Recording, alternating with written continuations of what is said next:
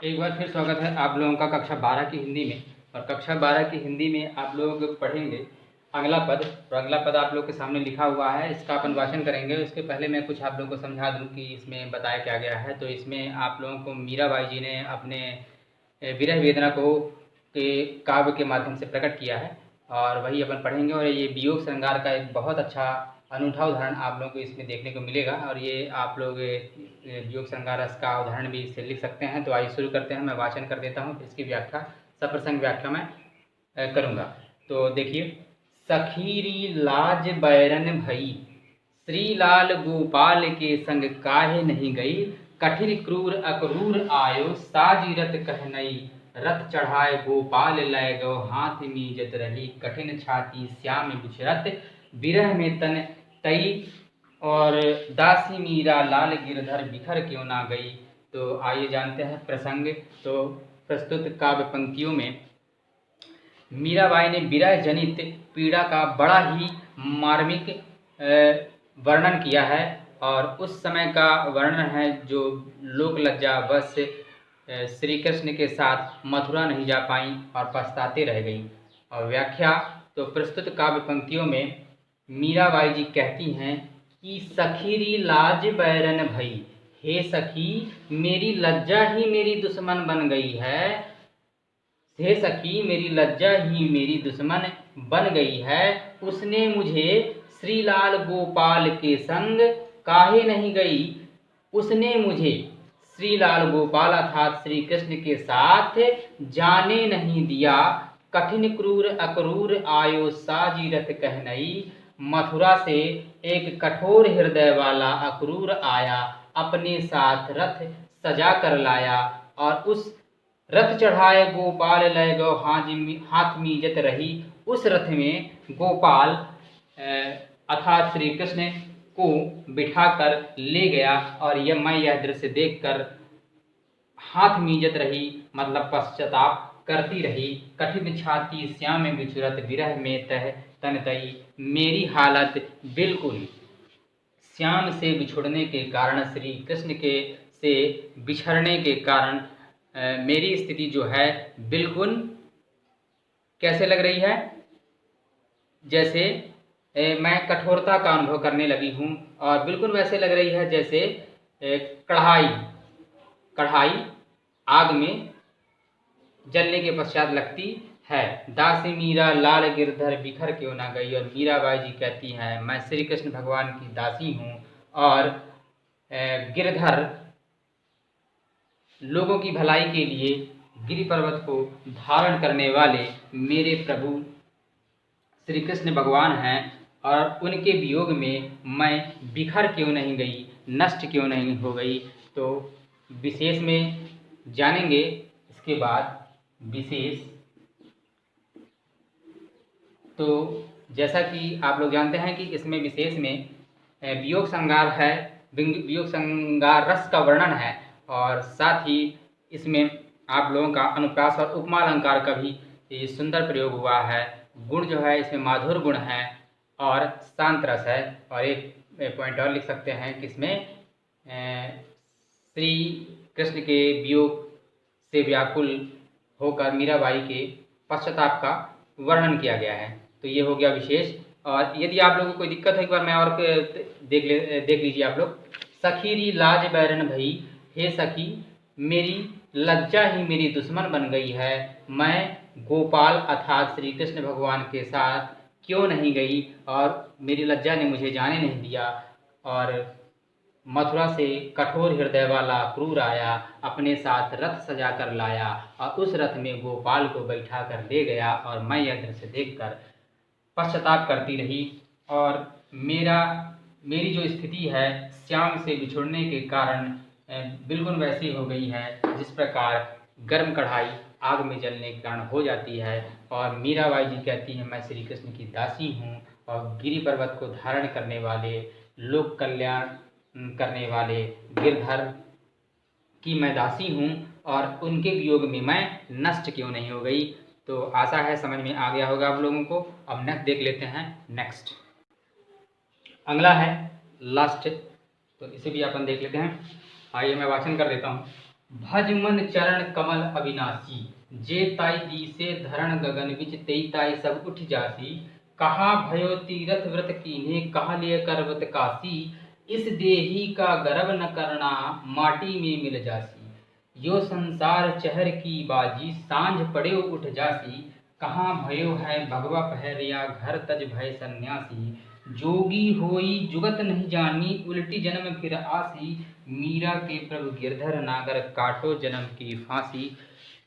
तो प्रसंग है आप लोगों का, प्रसंग देख लें आप इसमें। तो पहले सर उसको देखने के पहले अपन कुछ शब्दार्थ देख लेते हैं। शब्दार्थ आप लोगों की किताब में दिया हुआ है, शब्दार्थ उसको पहले शब्दार्थ आप पढ़ लें तो निश्चित रूप से आप लोगों को अच्छे से समझ में आएगा, ये ऐसा मेरा मानना है। तो भज यानी भजन करना, मन आप जानते हैं मन, और चरण यानी आपका पैर हो गया, अविनाशी जो कभी नष्ट नहीं होता, और दिसे यानी देना, गगन आकाश जानते हैं आप सभी, उठ जासी उठ जाना, तीर्थ व्रत ये भी जानते हैं, काशी के तीर्थ स्थान है, और देही यानी शरीर, गर्भ यानी घमंड, माटी मिट्टी, और बाजी ये शर्त होता है, एक प्रकार का खेल हो गया शर्त वाला, सांझ यानी शाम, भगवा पहरा भगवा वस्त्र हो गया, घर तज घर को छोड़ना हो गया, जोगी हो जुगत नहीं जानी, जोगी यानी योगी, और जुगत यानी युक्ति, उल्टी यानी उल्टा। बस ये आप लोगों का शब्दार्थ हो गया, और शब्दार्थ आप लोगों ने देखा, और शब्दार्थ जानने के बाद आइए प्रसंग देख लेते हैं। तो प्रस्तुत काव्य पंक्तियों में मीरा बाई जी ने श्री कृष्ण के चरण कमलों में, श्री कृष्ण के चरण कमलों का भजन करने के लिए, अपने आप को प्रस्तुत करने के लिए प्रेरित कर रही हैं। और व्याख्या अपन देखते हैं। तो व्याख्या आइए। प्रस्तुत काव्य पंक्तियों में मीराबाई जी कहती हैं कि हे मन तुम प्रभु श्री कृष्ण के चरण कमलों की वंदना कर लो। हे मन तू से श्री कृष्ण के चरण कमलों की वंदना कर। जे तई दी से धरण गगन बिच तेई तासी सब उठ जासी। जिसने भी गिरधर के चरणों के दर्शन अपने भ्रकटी के बीच कर लिए हैं, उसको तो संसार फीका लगता है। कहाँ भय तीरथ व्रत कीन्हे, कहाँ लिए करवत काशी। जब तक प्रभु श्री कृष्ण के चरणों के दर्शन नहीं हुए तो तीर्थ करने, व्रत करने और काशी में शरीर त्यागने से कोई लाभ नहीं है। इस देही का गर्भ न करना, माटी में मिल जासी। इस शरीर का कभी भी घमंड नहीं करना चाहिए, क्योंकि यह शरीर मिट्टी का बना हुआ है और एक दिन मिट्टी में ही मिल जाना है। यो संसार चहर की बाजी, सांझ पड़े उठ जासी। यह जो संसार का आनंद तो हार जीत के खेल के समान है, जो शाम होते ही समाप्त हो जाता है, उठ जाता है। कहाँ भयो है भगवा पहरिया, घर तज भय सन्यासी। भगवा वस्त्र धारण कर लेने से भी कोई लाभ नहीं है, और घर छोड़कर सन्यासी हो जाने से भी कोई लाभ नहीं है, और योगी हो जाने से भी कोई लाभ नहीं है, यदि हमने यह युक्ति नहीं जानी। कौन सी युक्ति नहीं जानी? यदि ईश्वर को प्राप्त करने की युक्ति हमने नहीं जाना, तो हमें उल्टा फिर इसी जन्म मरण के चक्कर में फंसना होगा। मीरा के प्रभु गिरधर नागर, काटो जन्म की फांसी। मीराबाई जी कहती हैं कि मेरे प्रभु गिरधर गोपाल हैं, गिरि पर्वत को धारण करने वाले, लोक कल्याण के लिए गिरि पर्वत को धारण करने वाले श्री कृष्ण भगवान हैं। और हे प्रभु, आप मुझे इस जन्म मृत्यु के बंधन से मुक्त कीजिए। तो ये हो गई आपकी व्याख्या। और इसके अलावा आप लोगों को विशेष भी लिखना पड़ता है, तो विशेष आपको बिल्कुल जैसे मैंने पिछला बताया वही विशेष आप लोग लिख सकते हैं। और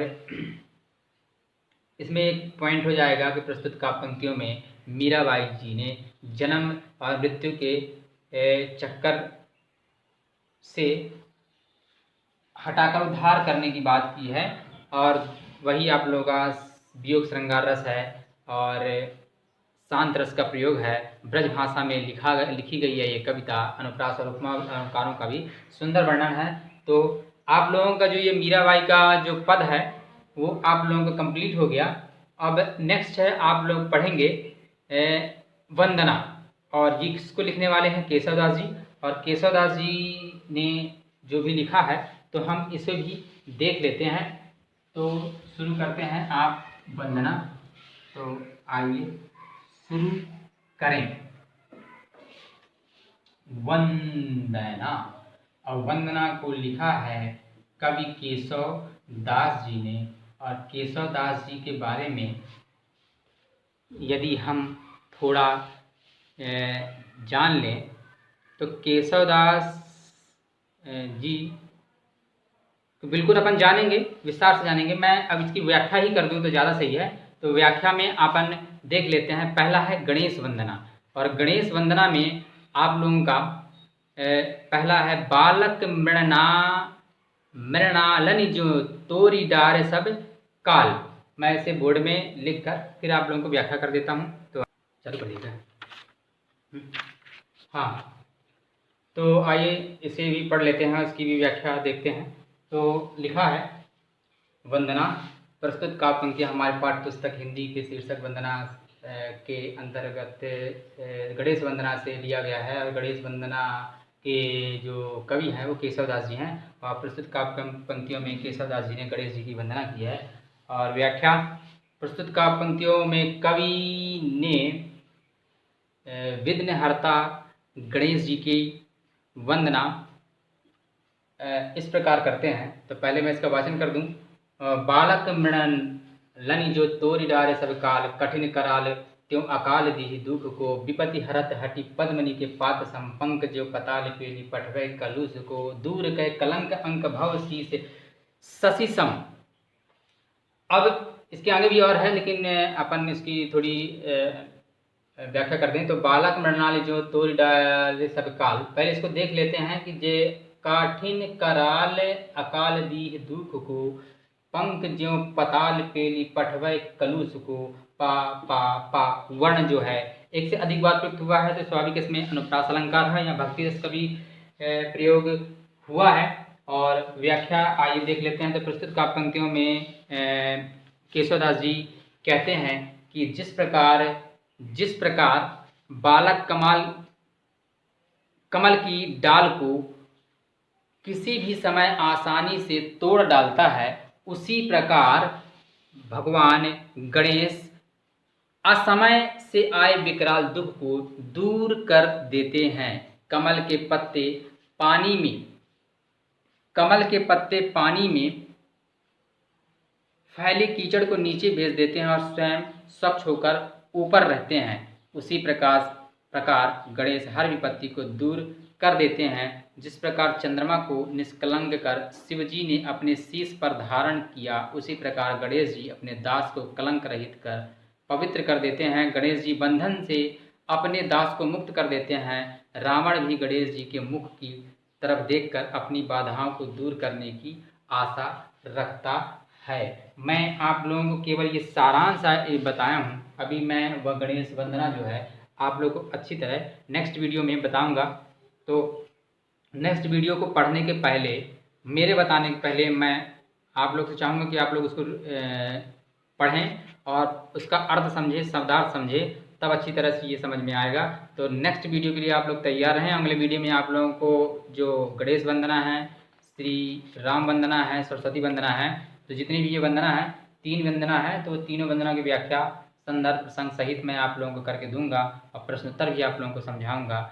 और ये जो मैंने आज आप लोगों को पढ़ाया, आप लोग अपने कॉपियों में इसको बिल्कुल लिखें, और स्क्रीन में आप लोगों को नज़र आएगा व्याख्या, उसको भी आप उसके अनुसार लिख सकते हैं। और कोई दिक्कत हो तो निश्चित रूप से ये चैनल है अपना नेहरू संस्कृत विद्यालय में coaching classes bye Kamlesh sir नाम का यूट्यूब चैनल है, इसमें आप लोग सब्सक्राइब कर लें। तो जो भी छूटा हुआ है आप लोगों का वो डिटेल से इसमें आप लोगों को मिल जाएगा। आज के लिए इतना ही, धन्यवाद।